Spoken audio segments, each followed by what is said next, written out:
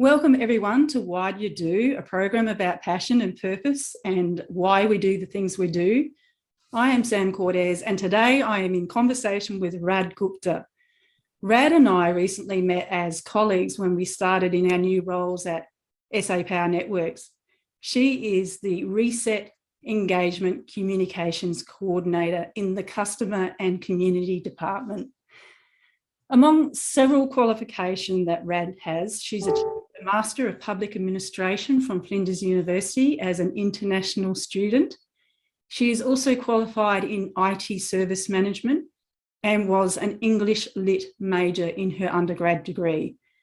Rad does a lot of volunteering, including work with a local council here in Adelaide.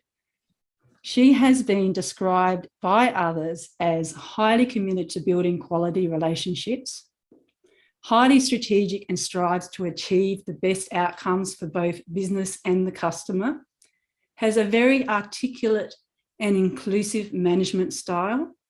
She is a great professional to work with. She is kind and energetic and enthusiastic, and she's really not shy. Welcome, Rad. How are you? Thanks, Sam. How are you? I'm very well, thank you. Thanks for joining the program. Not a problem. Half of the things you said about me, I was thinking in my head, is it all about me? Yeah. It's good to hear. It's true. It's all very true. I fact-checked everything. Oh, of course you did. My first question is about your work at SA Power Networks, and your role there is quite important. And you've been very busy lately, and I'd like you to share with us what you've been up to there. Yeah, of course. I'm very new to SA Power Networks. When you work for an organization as big as SA Power Networks, you've got people who've been working here 50 odd years. I've only been here a minute in comparison. So I just started in January this year. I work as a Reset Communications Coordinator within the customer and community team, like you mentioned. And as a part of my role within the stakeholder engagement team, I'm responsible for creating the content for the print and the web, including SA Power Network website, and mostly for the stakeholder engagement portal called Talking Power, where we publish all our findings for our regional workshops, the way we talk to our stakeholders, internal and external. And then also I'm responsible for doing the monitoring for the online social media presence within the Reset team as well. Oh, okay. Everything pertaining to Reset and stakeholder engagement, and just making sure that all meets the organization's brand identity. Yeah. And then I'm also working to assess and report back on the effectiveness of the communication strategies we have in place within Reset and stakeholder engagement, both internally and externally. Yeah. Part I enjoy the most about my job, over the last 6 weeks or so, we have been engaging with a lot of communities within South Australia. We've been traveling across the state, and we've been talking to our stakeholders, both within culturally and linguistically diverse communities, as well as regional areas as well, and just trying to understand what's important to our customers and stakeholders when we think about the electricity future for our state for 2025, 2030. Okay. So, yeah, just talking what they think is important, what their needs and priorities are, so that then we can plan for the future, keeping those things in consideration. So yeah, that's the part I've enjoyed a lot. And along with that, I also enjoy writing a lot. So I've been publishing most of our findings from what our customers are saying on social media and the Talking Power website. Yeah. And then just creating all the digital content. That's pretty fun. It sounds like everything you love about it, everything that you do in your job, you love it. Oh, look, I do have good and bad days, but yeah, try to find more of the positive. Yeah.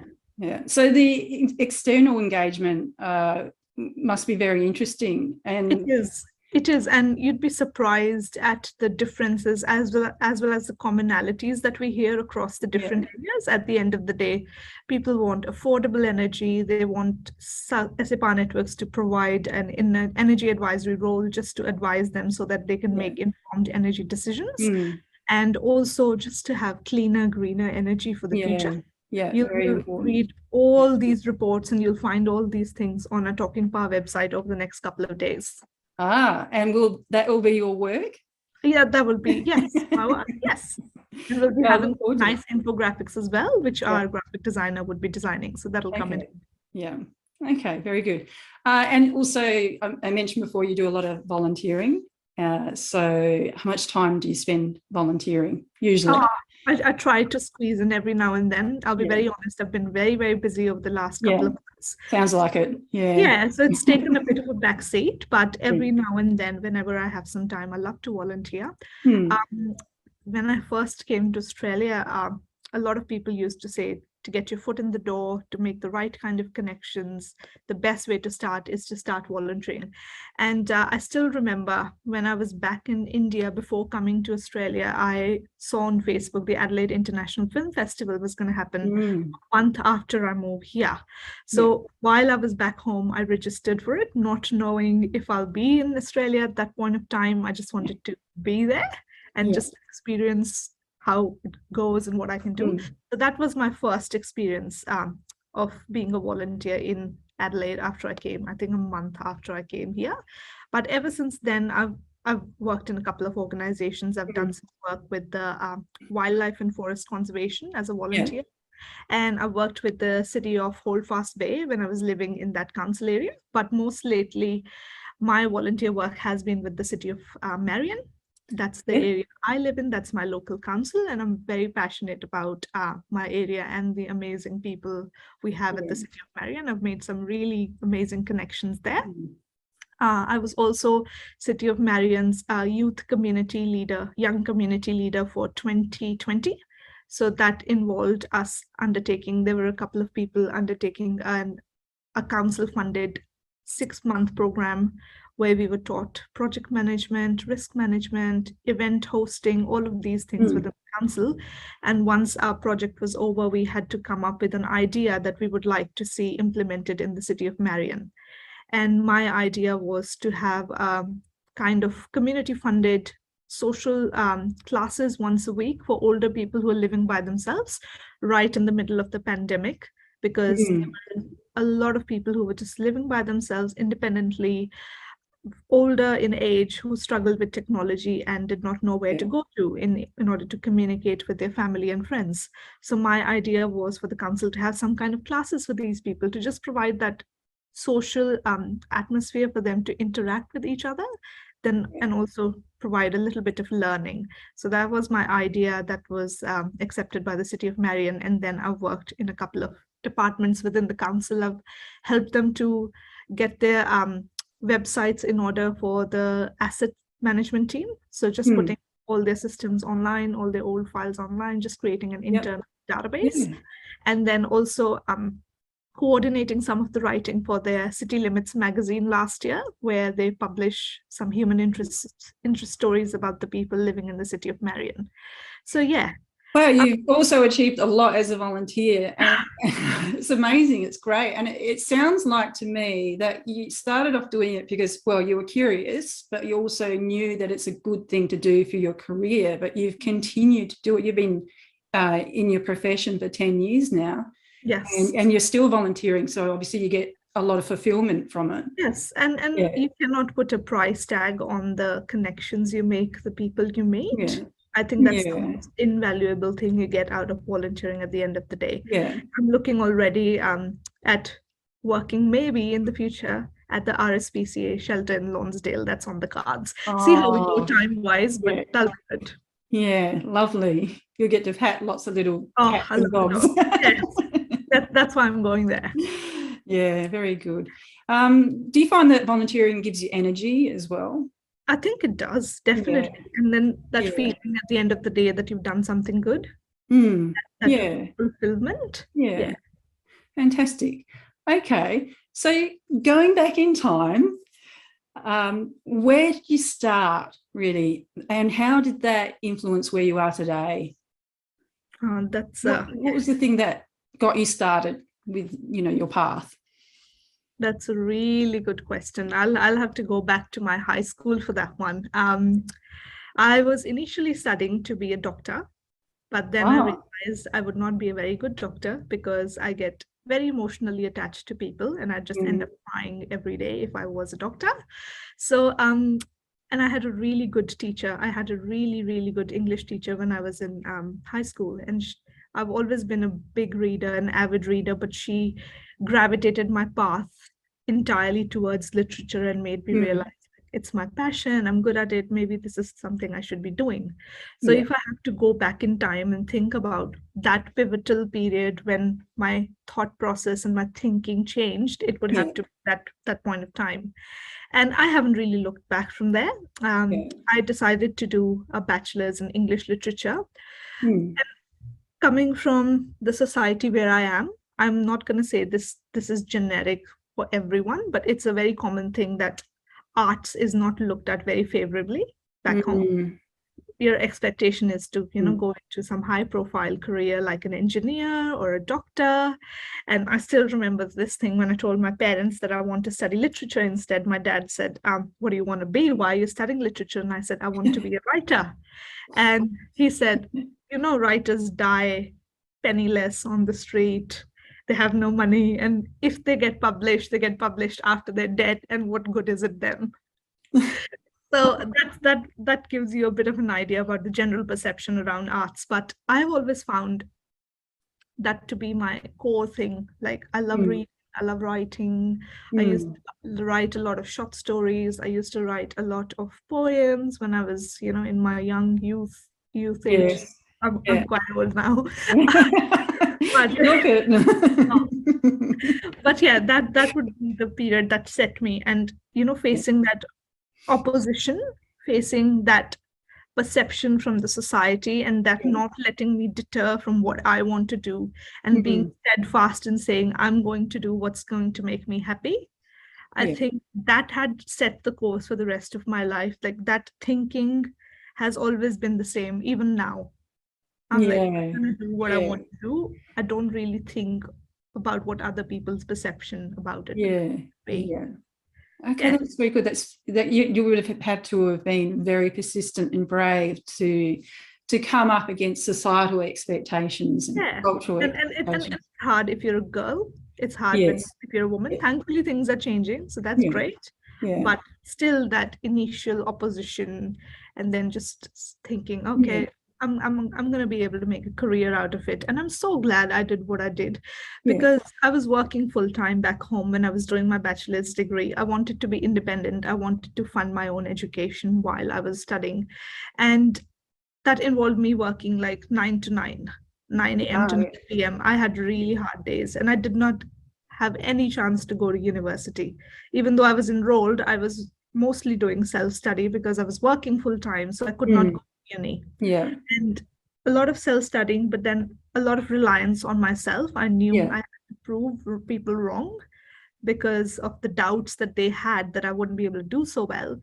And I'm so proud to say that while I was working full-time, studying full-time, I was a gold medalist for my university. Well done. Congratulations. I don't know. I still don't know how I did it. I did it somehow. That's fantastic. So I think that set the course for the rest of my life, and the way I think and the way I act and the way I make decisions. Well, you're not a writer in the traditional sense, but you are writing and you are publishing. I am, exactly. And I would love to be a writer in the traditional sense as well, but I'm just too critical of myself. Even if people say I don't let anyone read what I write, it's horrible, which is not what a writer should do, but I'm very, very critical of myself. Well, maybe one day you will let us read. Maybe one day I'll be able to teach myself. All right. So this quote was by you, and I'd like to get your thoughts on what you think of it now. You said this when you were still studying English Lit. Okay, so in order to succeed, your desire for success should be greater than your fear of failure. Oh, wow, I said that. Yes. What do you think of that? Sounds like a very wise person. Yes, very wise. Look, that still rings true. I feel like no one's life, no one's career or personal life is 100% successes. No way. It's always an up and down curve. But I feel like your character is determined not by the number of times you fall down, but how you get up. Yeah. That tells a lot about you. Yes. And I've had a Yeah. lot of people say no to me for things. I've had a lot of jobs I did not get, even though I thought I would be good at it. But you should not let it deter you. Think of the long picture. Think of the long-term vision. And I always believe, my mom used to say this. My mom says this a lot, that if you don't get something, it's probably because good things are in store. You're gonna get better. Yes. Yes. And you don't Yeah. realize it at that point of time. It's all doom and gloom when you don't get it. But if you can set yourself outside of that circle and look at the bigger picture, Yeah. it's because bigger things are there in store for you. Yeah. So it's still 100% relatable. Even though I don't remember saying it, it's still 100%. Yeah, it's fantastic. So it sounds like failure is a blessing in disguise. Oh, you always learn from it. Mm. You always learn from it. Yeah. I'll give you a simple example. If you don't get a job, a lot of people just say, oh, tough luck, I didn't get it. Always, always, always call the person, call the recruiter, find out what was I missing. Yes. And look at improving that in the next time. That's professional life, but even personal life, you always learn from your failures. Yeah. Life is too long. So can you describe your biggest challenges in getting where you are now, getting to where you are now? So many. Oh, which one to pick? Just one or two that will help. I wouldn't call it a challenge. I would not call this a challenge. I would actually call it an opportunity in disguise. But I think moving to Australia was like probably the most challenging thing I've done, but also the best thing I've done in my life. Yeah. I feel so at home here. I've made so many great friends, so many amazing people I've met on my journey here. And my career progression has been really good here. I feel that Adelaide in particular, I feel is very welcoming. The people are amazing. I have loved the vibe here. This place feels like home. But I feel like the biggest challenge was also moving to Adelaide in the first place, because when I first came to Australia, I had never traveled outside of India. Australia was the first international destination I traveled to. I had never sat in a plane before.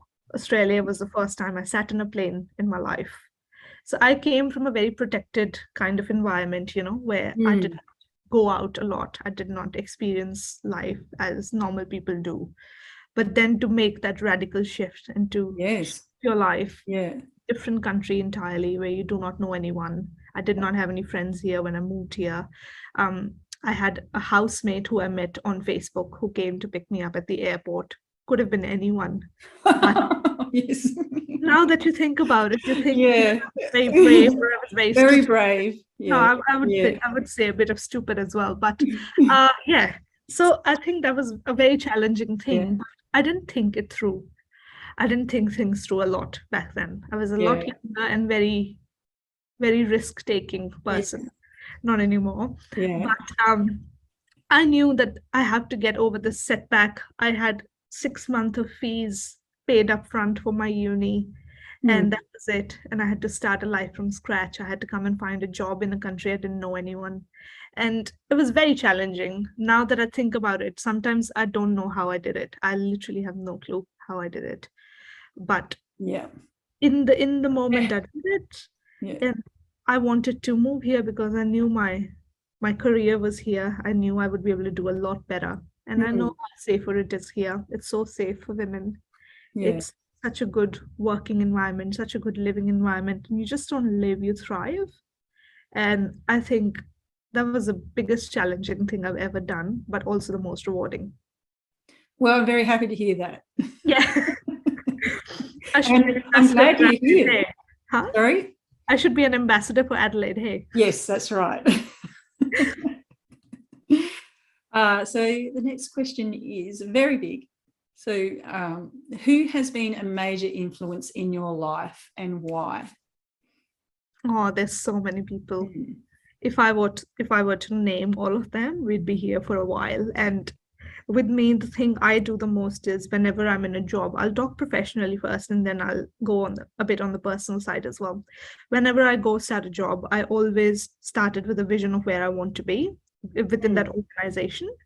And always, always, always, and this is an advice I'll give to everyone who's listening, always pick yourself a mentor within your organization. always look up to someone who you feel is a reflection of you, maybe 10 years down the line or 20 years down the line, and align yourself. Have questions, ask questions. Don't be scared to ask someone to be a mentor. Every job I've had a mentor, and I've only learned things from them. So there's so many mentors I cannot mention because, like I said, every job I've had a mentor. But on the personal side, if I was to say, I'd say it would be the women in my family. Yeah. I'd say it'd be my grandmother, who was in her early 20s back in 1947 when she moved to India when the big partition happened back in 1947, and she had to move overnight, leaving everything behind. My story moving to Australia is something similar, but nowhere near to what she went through. She had to move overnight. She had to leave half her family behind because of the partition and the riots going on at that point of time. It was a lot of religious riots, so that's never a good thing. And she lost half her family to the riots. They lost their house, they lost their business, and she had to move. She had to walk for a month to come live in India and then live in a refugee camp for a few weeks before they could be relocated and then start her life from scratch. Her and then my mom. My mom is, I think I get all my empathy from my mother, and I count my empathy as one of my biggest strengths. So I always look up to her, and then my dad, because I get all my resilience from him. So I have to say these people who are closest to me are the ones I gain the most. Yeah. Beautiful. Beautiful. Thank you. So that leads into the next question, which is around your core values. So what is the one core value that you are unwilling to compromise on, and how has that influenced your life? Like I said, empathy is very important to me, but if I have to point out the one core value, I would have to say resilience. Because if someone says, describe yourself, describe your biggest strength, I say resilience, because thankfully, by the grace of God, I have this thing in me that I can mold myself to whatever situation is there, whatever job I'm in. I can mold myself, I can channel myself, and I can learn from what I've done in the past and channel that into the role I'm currently in.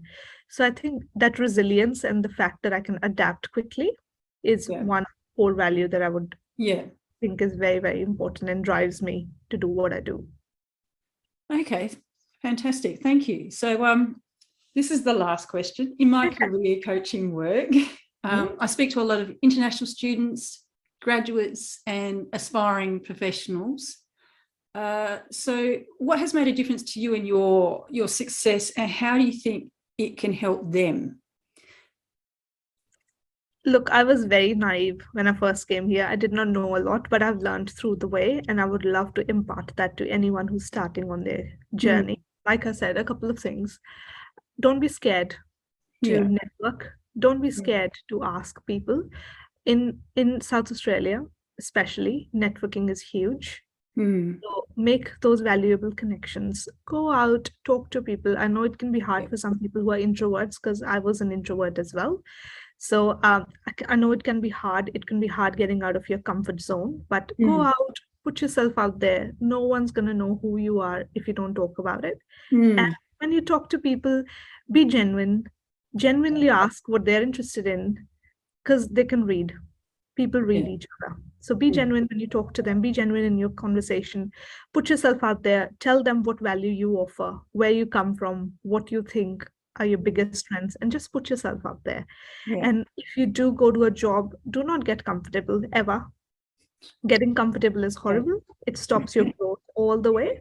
Align yourself with like-minded people around you. Align yourself with mentors in your job. Learn from them and be proactive. Take on challenges head on. Because even if you fail, you're always going to learn. You're always going to grow from it. So if someone wants someone to do something, put your hand up. Always.